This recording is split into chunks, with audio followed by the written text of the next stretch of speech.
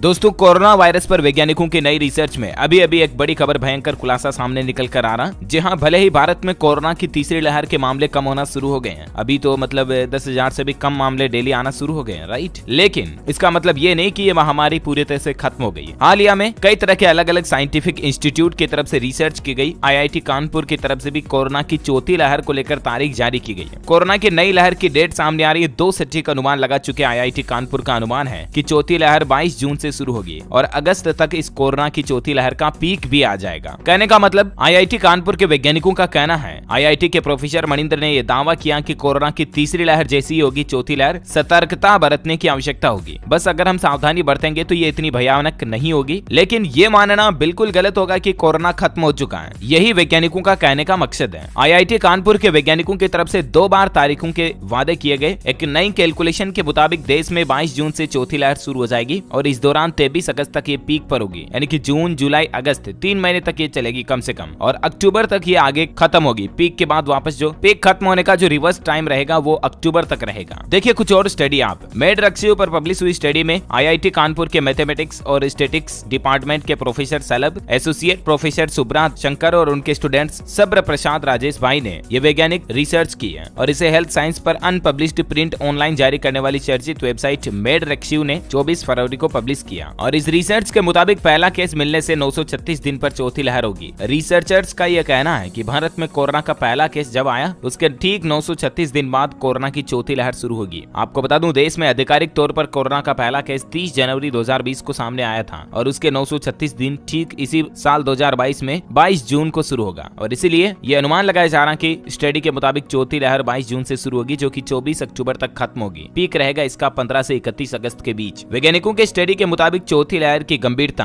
Corona के नए variant के आने और देश में वैक्सीनेशन की स्थिति पर निर्भर करेगी। यानी कि अभी जो कोरोना के डेल्टा, बीटा, गामा वगैरह वेरिएंट हमने देखे, ओमिक्रॉन वेरिएंट देखा जिसकी वजह से तीसरी लहर आई, अगर इन्हीं वेरिएंट में से चौथी लहर आती है तब तो वो ज्यादा भयानक खतरनाक नहीं होगी। लेकिन अगर कोरोना अपना और म्यूटेशन करके नया वेरिएंट सामने लेकर आता है और उसकी वजह से अगर कोरोना की चौथी लहर आती है तो चौथी लहर कितनी भयानक होगी, उसमें कितनी मौतें होगी, ये उसी बात पर निर्भर करेगी कि कोरोना का वेरिएंट कितना खतरनाक होता है। पहली बात तो ये। दूसरी कि भारत में वैक्सीनेशन की स्टेटस क्या चल रही है। इन 2 फैक्टर पर निर्भर करेगी चौथी लहर की भयानकता। कुछ और स्टैटिक्स और डेटा देखिए आप चौथी लहर को लेकर जानकारी। चौथी लहर 4 महीने तक रहेगी। जिम्बाब्वे के डेटा के स्टैटिस्टिकल मॉडलिंग ने भी चौथी लहर को लेकर अनुमान लगाया है और IIT कानपुर के वैज्ञानिक तो तीसरी लहर की भी सटीक भविष्यवाणी किए थे और इसीलिए चौथी लहर पर नजरअंदाज करना बिल्कुल भी सही नहीं होगा, क्योंकि तीसरी लहर का भी सटीक अनुमान लगाया था IIT वैज्ञानिकों ने और अभी मतलब चौथी लहर का भी अनुमान जब बता रहे तो हमें विश्वास करना ही होगा। तीसरी लहर कैसे आई और कैसे घटी, इसका एक ग्राफ में डेटा भी आप देख सकते हैं। 1 जनवरी के लगभग तीसरी लहर की शुरुआत हुई 27,000 केस के साथ। 10 जनवरी को 1,68,000 केस थे। 20 जनवरी को 3,47,000 केस आए और 30 जनवरी से लेकर फरवरी तक अब वापस मतलब पीक खत्म हुआ और कोरोना की तीसरी लहर धीरे धीरे खत्म हो चुकी है, राइट। देखिए तीनों लहरों में सबसे ज्यादा एक्टिव केस और मौतों का आंकड़ा। पहली लहर 17 सितंबर 2020 को आई, 2017 मौतें हुई, 10 लाख के समथिंग केस आए। दूसरी लहर में 37,50,000 के समथिंग केस आए, 5,041 मौतें हुई। तीसरी लहर में 22 लाख केस आए, 1728 लोगों की मौतें हुई। और अब चौथी लहर के अनुमान के मुताबिक कोरोना का वेरिएंट कौन सा रहता है इस पे डिपेंड करेगी चौथी लहर की भयानकता। ओके, तो उम्मीद है कोरोना वायरस को लेकर वैज्ञानिकों की नई रिसर्च स्टडी के बारे में आपको जानकारी, इन्फॉर्मेशन मिली होगी। वैसे दोस्तों आप मुझे कमेंट करके बताइए कि आप कौन से राज्य में रहते हैं, ताकि मैं आपके राज्य के समाचार भी आपके मोबाइल तक पहुंचा दूंगा। और बाकी मास्क लगाएं, सोशल डिस्टेंसिंग बनाए रखें, लापरवाही बिल्कुल ना करें और गवर्नमेंट के जो भी कोरोना प्रोटोकॉल्स हैं उनका पालन करते रहें। Thank you, take care, goodbye. Video को लाइक और शेयर जरूर करना। जय हिंद, जय भारत, वंदे मातरम।